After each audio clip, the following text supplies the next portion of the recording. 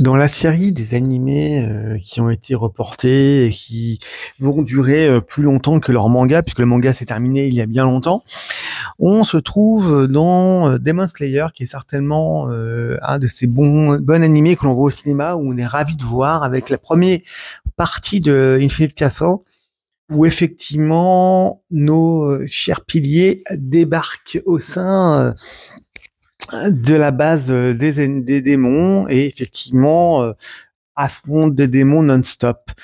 Il faut bien admettre que Ufotable a fait un super job sur le sujet, puisqu'on a une extrêmement fluidité d'action, c'est très dynamique. Et il y a pas mal de travelling avant, arrière, il y a beaucoup il y a multicaméra, c'est-à-dire qu'en fait on ne loupe pas une once d'action, c'est-à-dire qu'en fait on a l'impression qu'il y a 200 caméras autour de chaque combattant pour pouvoir ne pas louper un seul angle.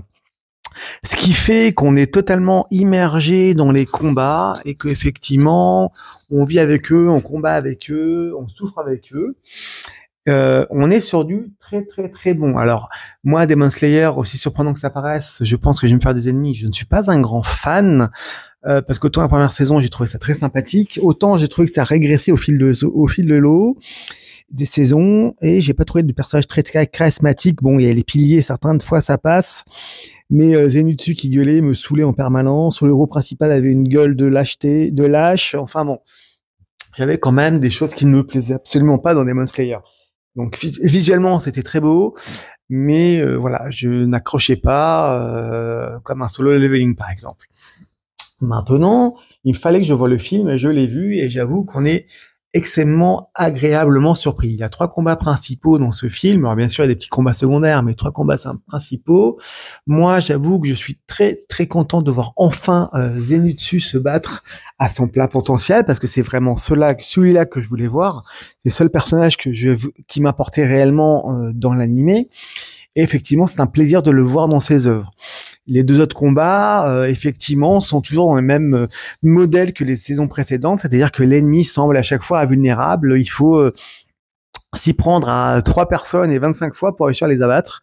Donc, je trouve ça un peu dommage de ce côté, même si c'est pour nous montrer la différence entre la résistance des humains, la résistance des démons, la cruauté des uns, la cruauté des autres. Même si là, il y a beaucoup plus de profondeur à chaque fois. On voyait dans les saisons précédentes que les ennemis qui mouraient, il y avait plus de profondeur, il y avait un peu plus de développement, parce qu'ils étaient devenus démons, parce qu'ils avaient été poussés par l'humanité, grosso modo. Je fais simple, mais c'est un peu ça. Et c'est vrai que là, on est à peu près dans la même idée, avec des combats habituels. Bon, moi, après... j'ai vu les personnages qui m'intéressaient le plus, donc j'attends de voir la suite. Je sais très bien que le deuxième et le troisième film vont être encore mieux, mais après le problème qui se pose, c'est qu'en fait j'ai l'impression que ça va faire exactement comme l'Attaque des Titans ou comme My Hero Academia, c'est-à-dire que ce sont des animés qui ont tellement traîné entre la fin du manga, entre l'adaptation de l'animé, des saisons, entre les films qui sont sortis au cinéma, qu'en fait on s'est pris 15 ans d'animé, donc la hype n'est plus. En tout cas, pour My Hero Academia, elle n'y était plus. Pour Demon Slayer, bon, ils ont tenté de remettre un petit peu de hype. Pour l'Attaque des Titans, ça fait longtemps que j'en pouvais plus.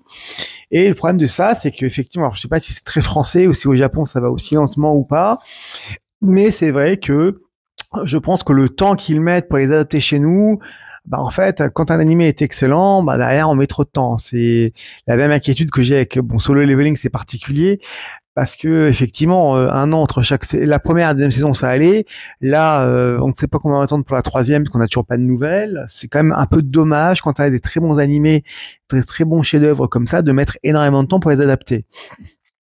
Parce que là, si j'ai bien compris, le deuxième film va arriver en 2027, ce qui voudrait dire que le troisième film devrait arriver en 2029. Je suis désolé, j'ai pas forcément envie de voir ces films sur 6 ans.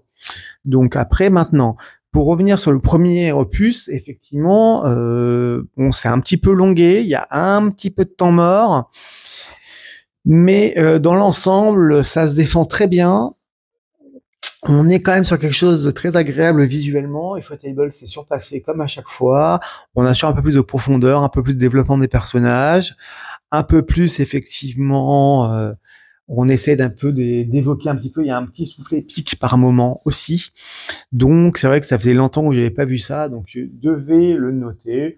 Donc pour le coup, Demon Slayer, je l'ai pas encore vu, qu'il est encore à l'affiche, n'hésitez pas à aller le voir. ça vaut la peine. Alors après, ça a toujours mieux. Je pense que beaucoup d'entre nous ont déjà lu l'intégralité du manga et on en a déjà fini. Mais l'adaptation, effectivement, en animé peut rajouter de la valeur à cet animé qui est pour le coup pas mal du tout. Donc, sincèrement, une très belle réussite. Bon, moi, mon gros regret, c'est que c'est beaucoup trop long d'adaptation, beaucoup trop long. Et en fait, à un moment, les animés, je pense que quand un animé qui est très bon, à un moment, il faut qu'il se termine. Et à un moment, il faut que l'animé, quand il est dans le flow et qu'on ait la bonne hype, à un moment donné, il faut nous sortir maintenant les films. Il faut pas nous sortir sous 2 ans, 3 ans, 4 ans, parce qu'on va se lasser. Le risque de ces animés-là qui prennent trop de temps, c'est qu'on se lasse maintenant.